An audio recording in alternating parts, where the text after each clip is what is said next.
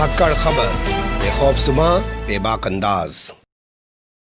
धाकड़ खबर के news room से मैं आपके साथ हूं अकरम रईस खान मीडिया, जिसका काम हुआ करता था लोगों की समस्याएं सरकार तक पहुंचाना और सरकार की नीतियां लोगों तक बताना। लेकिन आज उसका काम रह गया है समाज को सिर्फ बांटना और सरकार की हिमायत में खड़े रहना। समाज की दुश्वारियों से, दिक्कतों से उसको आज कोई लेना देना नहीं है। समाज के बीच पनप रही जो आजकल नफरतें हैं उनको वो बढ़ावा देने में लगा हुआ है। रात दिन उसके स्टूडियो से चिल्ला चिल्ला कर यही बातें सबके सामने रखी जा रही हैं। लेकिन इस सब के बीच अगर आप जमीन पे उतरेंगे टीवी छोड़ के, तो आपको लगेगा यार वो नफरतें जो टीवी में दिखाई देती हैं वो जमीन पे नहीं है। मैं ऐसी एक तस्वीर से आपको रूबरू कराने जा रहा हूँ। आपको देख कर खुद एहसास हो जाएगा कि क्या जमीन पे वाकई में लोगों में नफरतें हैं।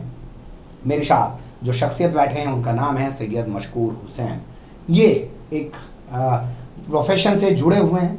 नकली प्रोडक्ट जो बनते हैं पूरे इंडिया के अंदर, वहाँ पे जाते हैं, पकड़ते हैं उनको, उन लोगों के खिलाफ कार्रवाई करते हैं। लेकिन अचानक टीवी पे बैठे बैठे जब ये लगातार दिल्ली दंगों की रिपोर्टिंग देख रहे होते हैं तो इनसे रहा नहीं जाता और निकल पड़ते हैं सड़क पे। और सड़क पे पहुँच जाते हैं, जानते हैं कहाँ? ताहिर हुसैन की गली में। और वहाँ जो एक परिवार से टकराते हैं, पति पत्नी दोनों हैंडीकैप्ड हैं, और वो देखते हैं कि उनकी दुकान में कोई सामान नहीं है, उनकी मदद करते हैं। तो यहाँ 3 सवाल पैदा होते हैं कि एक आदमी जो अपने प्रोफेशन में है, अपने काम धंधे में लगा हुआ है, क्या दिल्ली दंगों ने उसको भी विचलित किया है? दूसरा सवाल ये, और क्या इतना विचलित कर दिया कि वो शख्स ज़मीन पर उतर कर खुद ही स्थिति देखने चला गया, उसे मीडिया पे भरोसा नहीं रहा? और तीसरा ये, जो मदद की तो क्या सामने वाले का धर्म नहीं देखा, उसके हालत देख के मदद की गई है? बहुत शुक्रिया सर, आपने हमारे लिए वक्त निकाला। Thank you so much. हालांकि मैं जानता हूँ आप इस सब चीज़ों के लिए तैयार नहीं हो रहे थे। इन्होंने कहा भाई मैं ये सब चीज़ें नहीं करना चाहता हूँ, लेकिन जब मैंने इसरार किया कि कम से कम ये चीज़ें जानी चाहिए और आज के दौर में ज़रूरी है जाना, क्योंकि लोगों में नफरतें ज़्यादा भर गई। लोग लगते हैं अरे ये तो हमारे लिए बुरा ही सोच सकते हैं।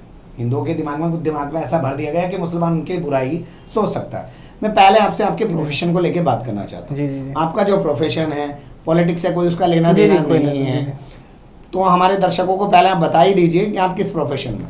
ये बेसिकली हमारी इंटेलेक्चुअल प्रॉपर्टी राइट्स की एजेंसी है, SM Hussain IPR production agency. I am the director of SM Hussain IPR production agency. तो हमारी कंपनी बेसिकली जो कॉन्ट्राफिट्स प्रोडक्ट होते हैं डुप्लीकेट, उस पर पैन इंडिया रेड करती है with government authorities like police और एफडी वगैरह जी। तो ये हम लोगों का काम जो है कि जो भी डुप्लीकेट्स हो, मैन्युफैक्चरिंग इन्फॉर्मेशन हम लोग के पास आता है तो उस पर हम लोग एक्शन करते हैं। कोई ख़ास प्रोडक्ट होते हैं फूड्स के, इलेक्ट्रॉनिक्स के, किस तरीके के प्रोडक्ट्स होते हैं?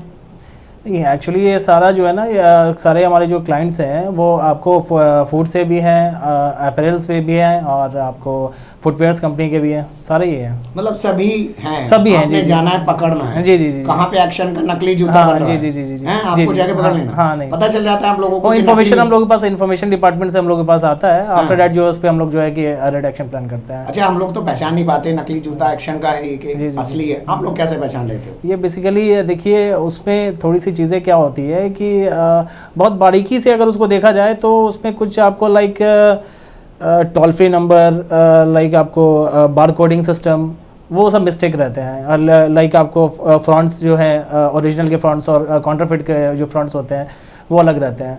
बहुत से में तो ऐसा होता है कि जिसमें हम लोग भी कंफ्यूज हो जाते हैं। इवन दैट हम लोगों की ट्रेनिंग रहती है उस पर जब हम लोग जो है कंफ्यूज हो जाते हैं उस पर, तो आफ्टर दैट जो हम लोग जो है कि कंपनी के जो लैब होते हैं उसमें हम लोग फिर उसको भेजते हैं। मतलब कुल मिला के मैं अगर ये कहूँ कि आपकी तो अपनी एक दुनिया है, पॉलिटिक्स से आपको कोई लेना नहीं कोई नहीं। दिल्ली दंगों में ज़मीन पे कैसे उतर गए जी? बहुत दिनों से मैं ये देख भी रहा था कि दिल्ली में दंगे हो रहे हैं, बहुत सारे न्यूज़ चैनल में, मीडिया में, तो बड़ा मैंने कहा कि भाई एक दिन मैं ऐसे ही शाम का वाक़या था, मैंने कहा कि भाई उस जगह को मेरे को जाके देखना चाहिए जहाँ पे दंगा हो रहा है, उस जगह को मेरे को देखना चाहिए। डर नहीं लगा? नहीं, डर क्यों, डर क्यों? उस जगह जाएंगे? नहीं डरने की, तो दंगे हो रहे हैं। नहीं, सारे इंसान ही हैं, इसमें डरने की क्या बात है। तो मैं गया, मैंने कहा कि मैं खुद ही जाके एक बार विजिट करूँ वहाँ पे कि एक्चुअल वहाँ पे है क्या मामला। जो ताहिर हुसैन का घर है वहाँ पे पहले मैंने सबसे पहले जाके विजिट किया। अरे देखिए कितनी खतरनाक जगह पहुँच गए हैं। अगर भोपू मीडिया वाले स्टाइल में कहें तो ये तो बिल्कुल गढ़ में पहुँच गए हैं। ताहिर हुसैन ने तो पूरा दंगा फैलाया उनके जबान में, सब कुछ वहाँ पहुँच गए हैं। हाँ, तो मैं वहाँ पहुँचा तो जैसे मैं अपने मैं ऐसे इवनिंग वॉक के तरीके से मैं निकल के गाड़ी से अपने वॉक कर रहा था, वहाँ पे मैंने गाड़ी रुकवा करके मैं ऐसे ही निकला तो मेरी नज़र एक जो है एक दुकान पे पड़ी।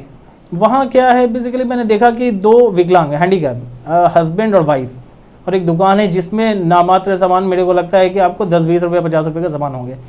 तो वहाँ मैं मेरी नज़र डायरेक्टली वहाँ पे नज़र मेरी पहुँची। वहाँ पे मैं उतर के गया तो मैंने उनसे पूछा कि भाई कुछ चीज़ मैंने परचेज़ करने के लिए उनसे बोला कि भाई ये, तो मैंने वहाँ से परचेज़ किया। फिर मैंने उनसे पूछा कि भाई ये इतना कम सामान आपके पास क्यों है, कोई और सामान नहीं है?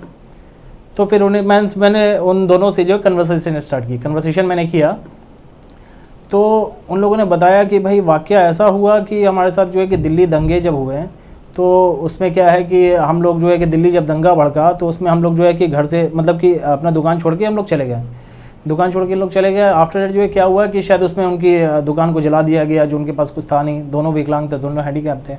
मुझे बड़ा अफसोस आया इस चीज़ पे, बड़ा दिल दुखा मुझे।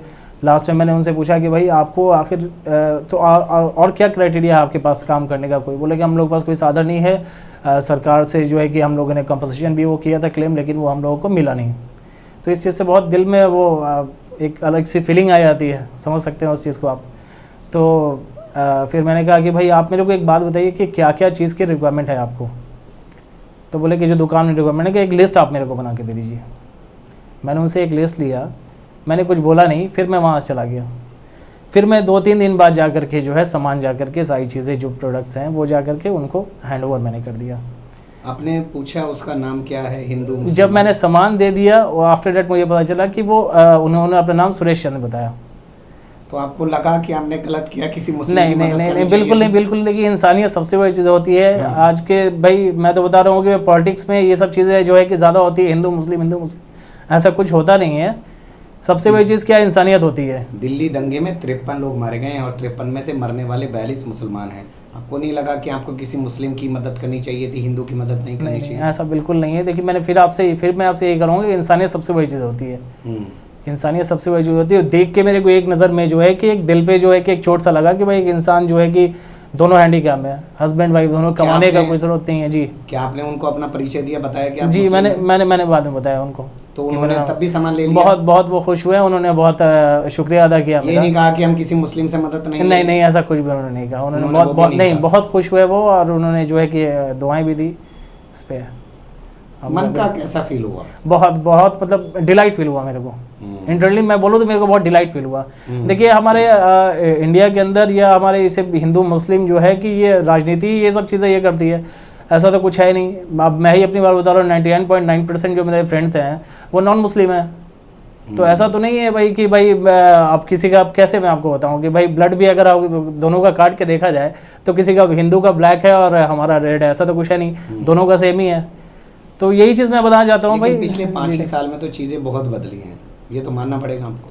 क्या लाइक आप क्या जैसे बीजेपी के सत्ता में आने के बाद से लोगों के अंदर दूरियां तो बढ़ी हैं। देखिए दूरियां वो राजनीतिक, वही तो मैं बता रहा हूँ कि राजनीतिक चाहे कुछ भी हो, लेकिन आपस में जो है कहीं ना कहीं लोग फिर समझ ही जाते हैं कि हिंदू मुस्लिम बिना एक दूसरे के वो चल ही नहीं पाएंगे। क्या आपको लगा जो टीवी में नफरतों का माहौल दिखता है, क्या ज़मीन पे जाके वो दिखा? नहीं, ऐसा कुछ भी नहीं दिखा मेरे को। वहाँ पे सारी चीज़ें मैंने देखी भी, मेरे को ऐसा कुछ भी नहीं लगा जैसा कि भाई मीडिया में दिखाया गया कि ऐसे हो रहे हैं, मुस्लिम को मारे जा रहे हैं, हिंदू को मारे जा रहे हैं, ऐसा कुछ भी नहीं लगा मेरे को। मैं तो बड़ा आराम से गया वहाँ पर, सारी चीज़ें मैंने देखी, मुझे तो कुछ भी ऐसा नहीं लगा।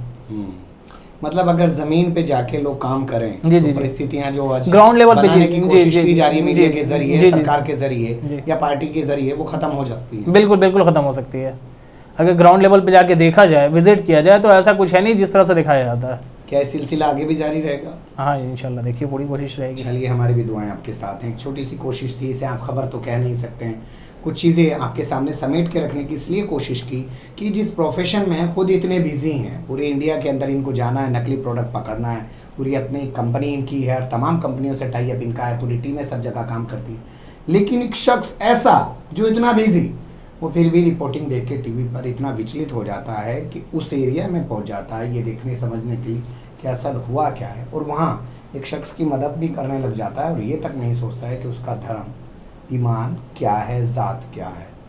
यही सब तो है भारत की पहचान।